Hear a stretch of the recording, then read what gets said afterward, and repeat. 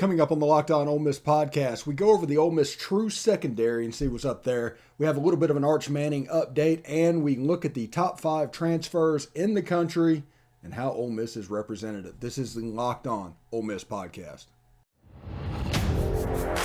You are Locked On Ole Miss, your daily podcast on the Ole Miss Rebels, part of the Locked On Podcast Network, your team every day.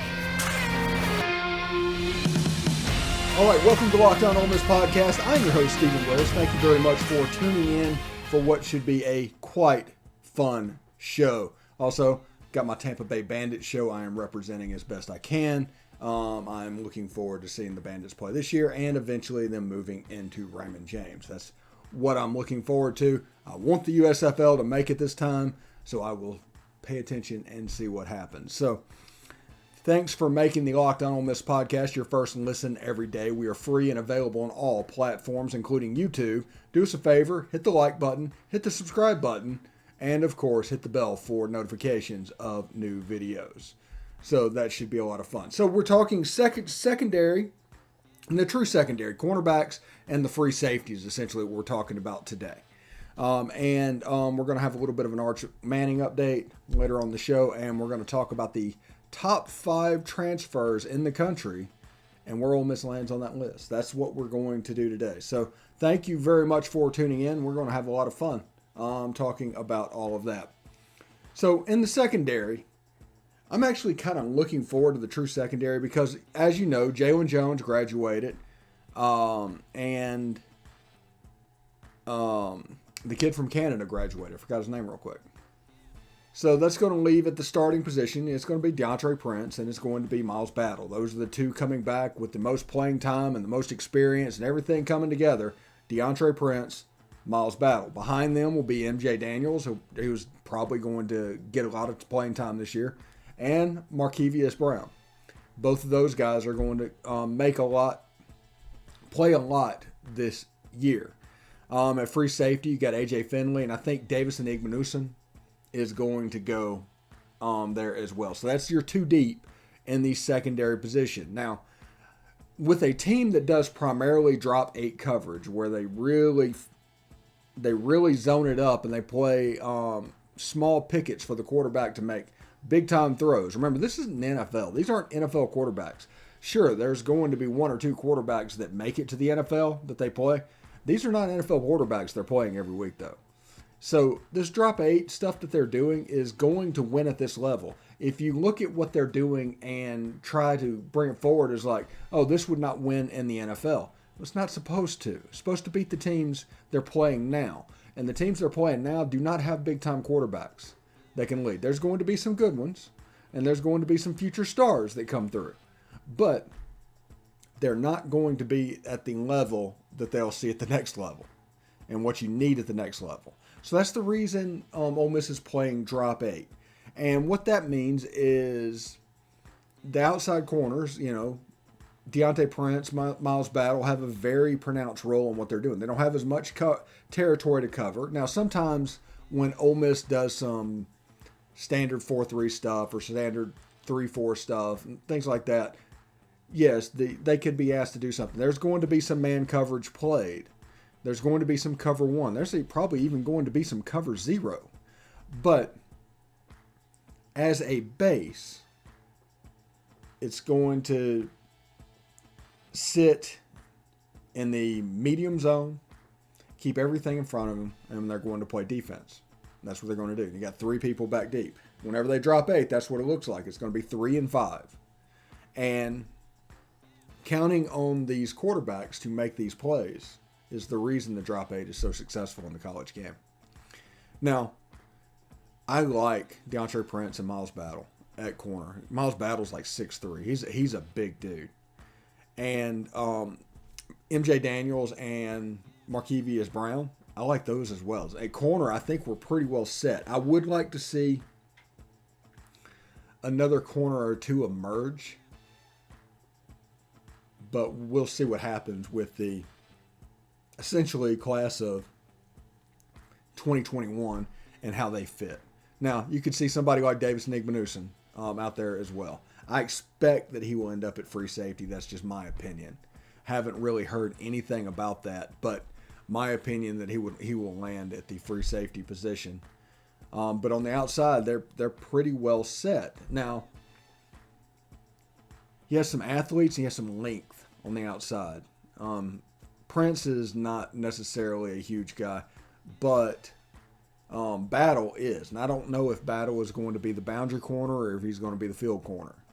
I think he's going to be the boundary corner because of his length. And I think that length with MJ Daniels is going to end up putting him there too.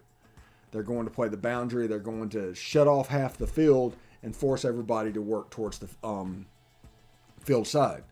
And that's just the way this is going to work. And they're going to do their drop 8, and everything is going to be interesting with how they're going to rush the passer doing all of this. So you're going to mix up the drop 8. You're going to bring guys. You're going to have a nice mixture of stuff going on.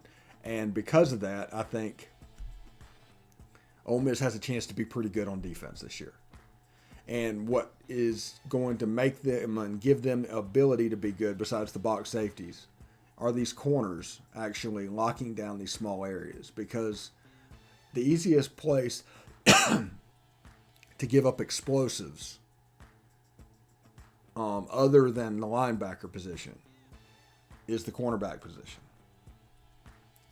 These guys being able to play it safe with what they're doing and kind of trap the quarterback into making their type of throws is going to be very beneficial for them.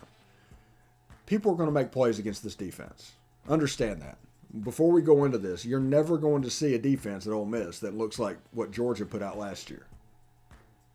That's not going to happen. Ole Miss does play volume and everything way too much for stuff like that to happen. You're probably going to see something that is somewhere around what Alabama did. At times, they could be very dominant. At times, they were a little bit shaky. And it all depends on how it's schemed up to do that, because there's going to be holes that are going to hit every team. Everybody knows with Henry To'oTo'o to attack the pass coverage game. Everybody knows that. And put him as the man in conflict. Run your RPOs and watch him as he does paralysis by analysis. And if your tight end can win over the top a couple times, your running game can open up. And then all of a sudden it'd be just like the Florida game last year, to where Alabama has trouble stopping everything. It's not that Alabama doesn't have 5 stars everywhere. It's just the way that this works. They do tempo on offense. And because they do tempo on offense, the defense faces volume. Play volume is a killer in college football. And you really need to understand that to understand what complementary football looks like. There is no one complementary football that some people want to do. They've been trying to put football into a single box ever since it started. And this is one problem they have with college football. It doesn't work that way. And you have early adopters coming in. Like right now in college football, you have NIL, you have the transfer portal, you have the one-time transfer rule. And because of that, players are dancing around like crazy. We've already seen an uptick in the staff also moving around like crazy. So what do you do to combat that? How do you combat that? You combat that by basically hiring coaches in waiting to fill that role. I know how they did things 10 years ago. I understand that.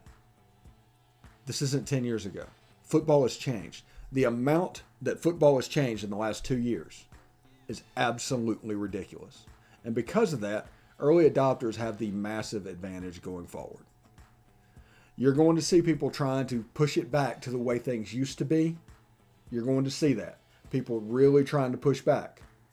And they're not going to be successful, but they're going to try. So it's going to be a more conservative version than it is right now, because people hate change. It just is what it is. So understand this. You have to build continuity, because players are going to move. Coaches are going to move. And they're going to go crazy. That's going to become a selling point to your organization. I know that doesn't sound like the normal old stuff. I'm not going to get in an argue with anybody about it, but that's the way things work now. Just period. The days of offering somebody a made-up title in order to pay them more money and keep them. That doesn't necessarily matter. Coach Kiffin doesn't care if they leave. Jeff Lebby, when he left, he knew he could call Charlie Weiss. He didn't need a co-offensive coordinator because he had his co-offensive coordinator getting experience with USF. DJ Durkin, when he got hired, there was a co-defensive coordinator hired, and sure enough, as soon as that came up, they hired that. So look for another co to show. And if Charlie Weiss moves on, they're going to bring in a co up there as well. One of the top up-and-comer play callers in college football, John David Becker. So that is where we are right now and what we're going with the secondary. So football might be over this season, but basketball is in full steam for both pro and college hoops. From the latest odds, totals, and player performance props to where the next fired coach is going to land, BetOnline.net is the #1 spot for all of your sports betting needs.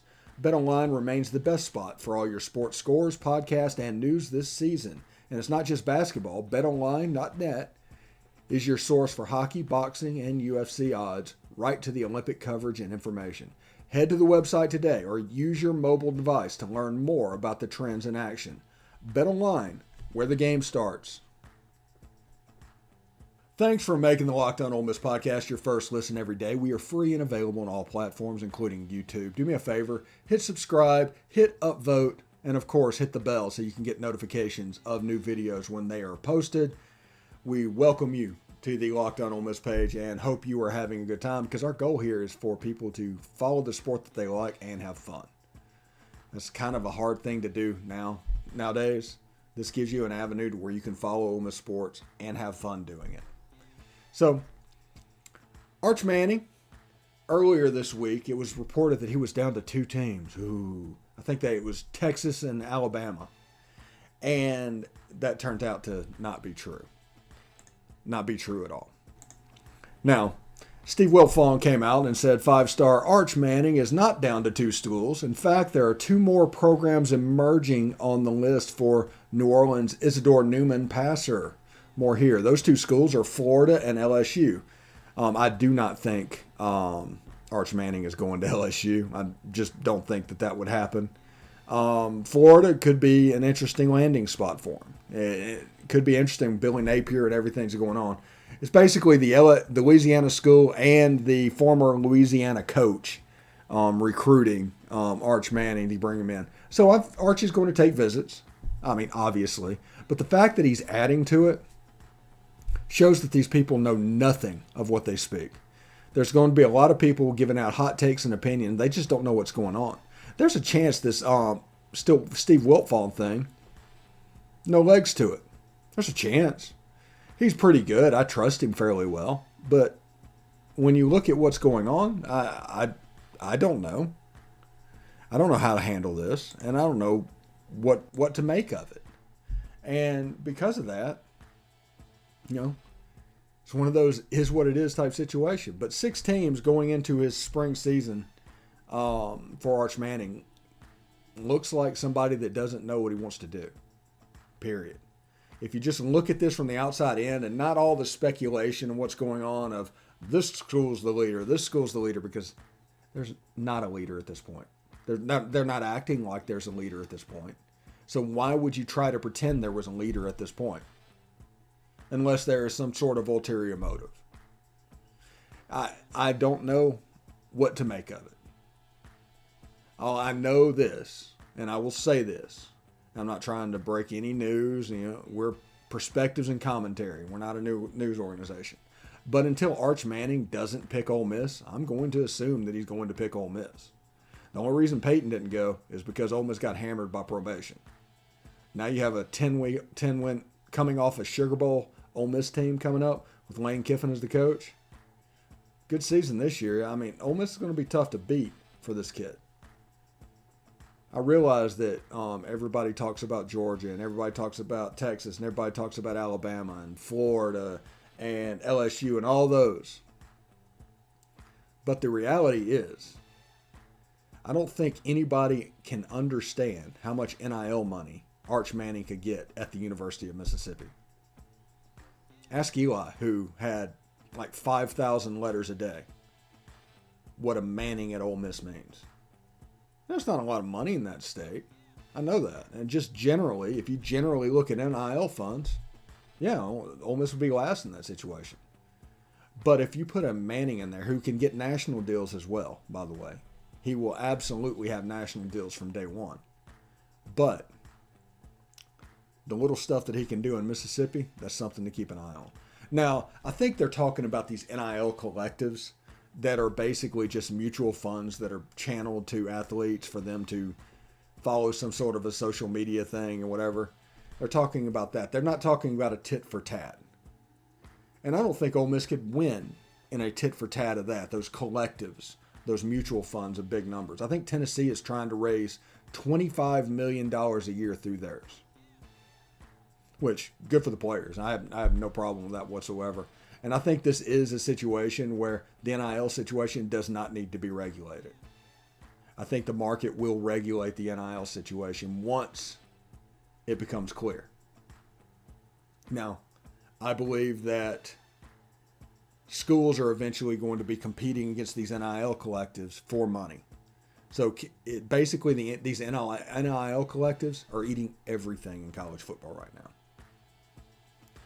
So it'll be interesting to see. Now, the problem we have, we did a show on the Champions Now program at Ole Miss and how they needed to rush to get that done because NILs was going to eat that up. And now all of a sudden you have NIL collectives post on every board that's out there. Again, nothing wrong with doing it. You should do it. But the point is, those collectives are going to eat up all the money. This is not extra money. So I don't know how I got on a tangent. We were talking about Arch Manning, but the news of the day is that Arch is not down to 2. In fact, he may have been risen up to 6, which all of these stories breaking is just a whole bunch of people that don't know what's going on.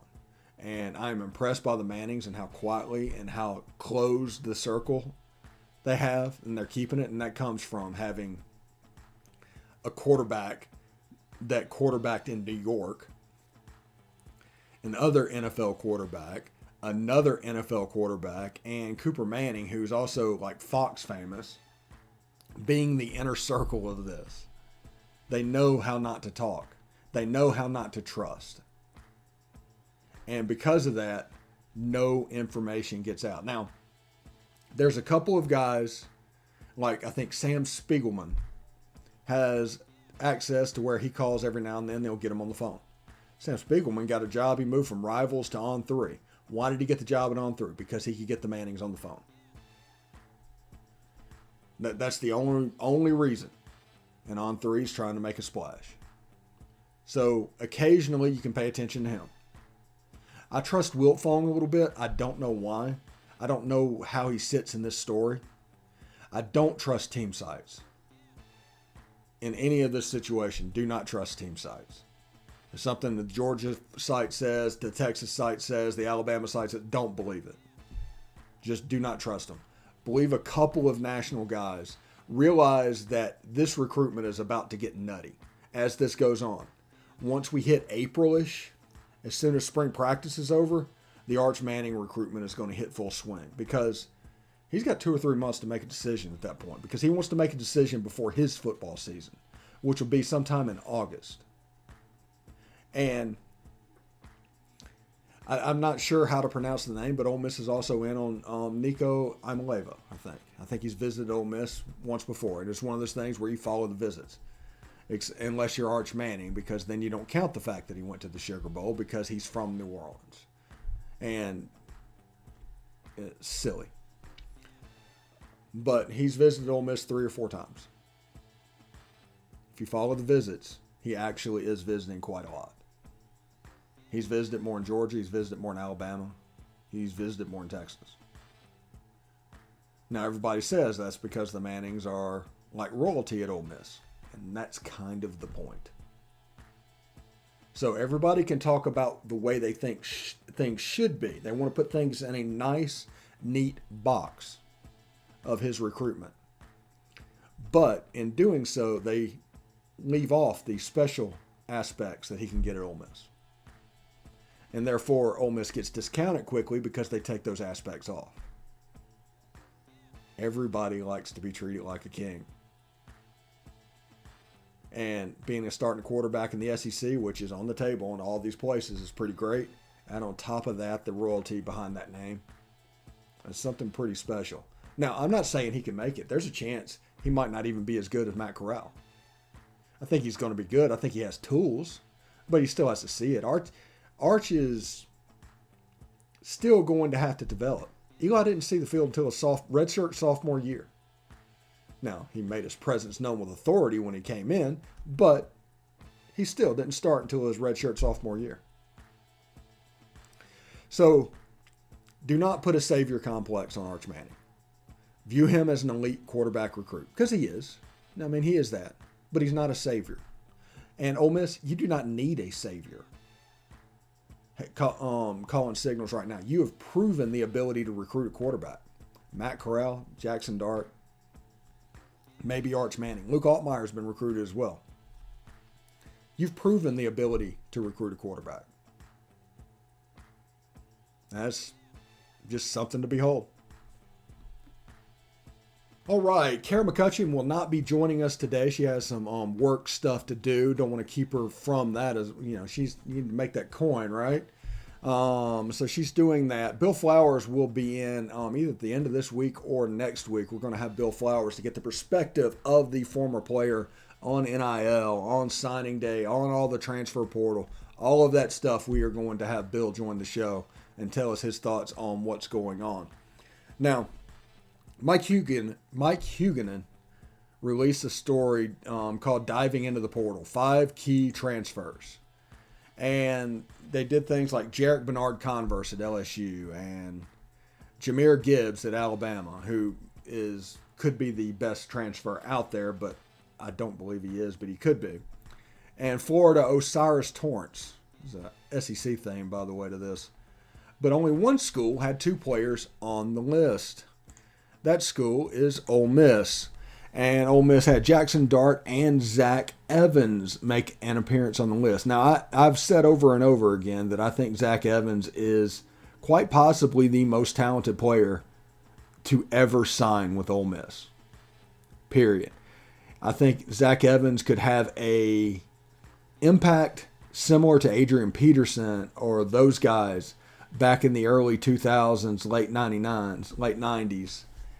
Playing running back. I think there's going to get a ton of carries. This could be a 65% offense run-based called by Lane Kiffin and Charlie Weis Jr. because of Zach Evans. Now, because of Zach Evans, that's going to take a little bit of pressure off the other guy, which is Jackson Dart, who is only 6 games in his career as well. But they'll be getting to know back and forth exactly the relationship between Lane Kiffin, Charlie Weis Jr., and Jackson Dart. But until they get comfortable and know what's going on, Zach Evans is going to tote the mail for the Ole Miss Rebels. Jackson Dart, as he grows, is going to get better and better and better. Now, Ole Miss there's a chance Ole Miss could start 7-0 next year. Not saying they will. There's a chance they could. And understanding that shows the need for development for Jackson Dart. Because if you're 7-0, you're playing for some pretty big things late in the season. Now, late in the season, they've got at LSU. They've got at Texas A&M. They've got Alabama. They've got at Arkansas. They've got Mississippi State. Their last 5 games is a booger bear. Just absolutely is.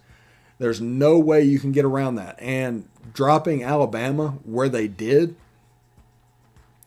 means that they're making plans to change that game to be in place of the Alabama-LSU game that used to make headlines all the time because they want to see what's going on. But Zach Evans and Jahmyr Gibbs, it could be quite fantabulous to see. It's something really cool. But Zach Evans is the best. I think he's the best transfer in the country. He's the best player on Ole Miss's roster. He's the best player running back they have ever signed. Now, he still has to pass Deuce to actually be something and move on to the next level. Deuce did some things, But as far as natural ability, Zach Evans is unlike nothing that Ole Miss has ever seen. And because of that, they can take their time with Jackson Dart and developing over the time while they're going. You know, they start with Troy. They have a road game at Georgia Tech. That'll be the first Power 5 road game. You're going to see them, hit the Kentucky game at home. That's a big test for them. You can see the development and the arch, no pun intended, developing with Ole Miss players. And, after the Kentucky game, they have Vanderbilt and they got Auburn. And you have to get over this Auburn hump. Auburn's a game that Ole Miss should win. But you need to get over this Auburn hump. Just period. Because it's just not worth it to not get over the hump, really. And this is the game you should win. And then after that, at LSU, Ole Miss probably should win the game at LSU. It's a hump you need to get over, but it's not the normal LSU team that you're used to getting them. You're getting them in a transition year. And after LSU, you've got the Texas A&M, you got the Alabama, and you got the Arkansas game. That's a 3-game stretch that's going to determine your season. Are you looking at sunny Florida? Are you looking at the Music City Bowl? Are you looking at New Orleans? That's what those 3 games are going to tell. And these transfers are going to play a major, major role in it. Period. There's no way you can get around that, really. It's going to be pretty cool. But the last game, let's see, you got Arkansas. I mean, that'll be a tough game. They'll have blood in their mouth when they play that game against Ole Miss next year. That's going to be a little bit of a war. That game's always weird, though. It's the strangest thing. People have been trying to place Arkansas and look for a rivalry within the SEC ever since they joined. In '92, they tried to match them with LSU, and they played for the boot. And it was like, okay, and that never really took off. And now they play Missouri for the BetOnline, and that doesn't look like it's taking off. I mean, any more than normal, other than becoming the Big Ten and playing games for trophies. But the Ole Miss-Arkansas game over the last, since the Houston Nutt game in 2008, that was probably the turning point. The Houston Nutt game in 2008. For the next 15 years, that game has gotten bizarre, just weird. And because of it, you've seen some weird endings. There's a game that Ole Miss was up like 31-0 that Arkansas came back and won. That was a Phil Longo special. You have the 4th and 26th in 2015, where if Ole Miss wins that, they're in Atlanta. This past year, the 2-point conversion that wasn't completed. There's just been some weird games in this history. And Ole Miss going up to Fayetteville has kind of been a house of horrors for them. So if Ole Miss drops a game, if you told me Ole Miss only dropped one game between Texas A&M, Alabama, and Arkansas, I say it's to Arkansas. I know it sounds weird, but Fayetteville has been an absolute house of horrors for Ole Miss. Ole Miss in 2002 or 2001 gave up a touchdown on a kickoff return. That type of situation. It's been a house of horrors for Ole Miss. But if Ole Miss can win that game, that'll be a big moment. I think Arkansas has a lot of pieces coming back, and they're going to be pretty good. I think Ole Miss is going to be pretty good, and of course Bama is going to be pretty good. I don't know if A&M is going to be ready to make that jump. Max Johnson and those guys playing quarterback, we'll see what it looks like. We'll see what that team looks like moving forward, because it is technically an upgrade over Calzada. But we'll see what it looks like. Anyway, thank you for tuning in. Like I said, we got Bill Flowers coming up. We got Tom Vanderford coming up. We've got Derek Vandegrift coming up to talk about the weekend that was in college baseball. All these perspectives are starting to come together on this channel, and thank you very much. Again, this channel is all about commentary and perspectives. We don't necessarily care about breaking news. That's not what we do. We just want to talk about the important things to you around Ole Miss football at the moment. So thanks for making the Locked On Ole Miss podcast your first listen every day. tomorrow we will go over the special teams. And it should be fairly quick going over that, but that will conclude our prospectus. As you've seen over the last 2 weeks, we've gone position by position over players. So now make the second listen Locked On Bets, your daily one-stop shop for all your gambling needs. Locked On Bets, hosted by your boy Q, with expert analysis and insight from Lee Sterling. It's free and available on all platforms. Do want to say thank you. This has been a great, fun show.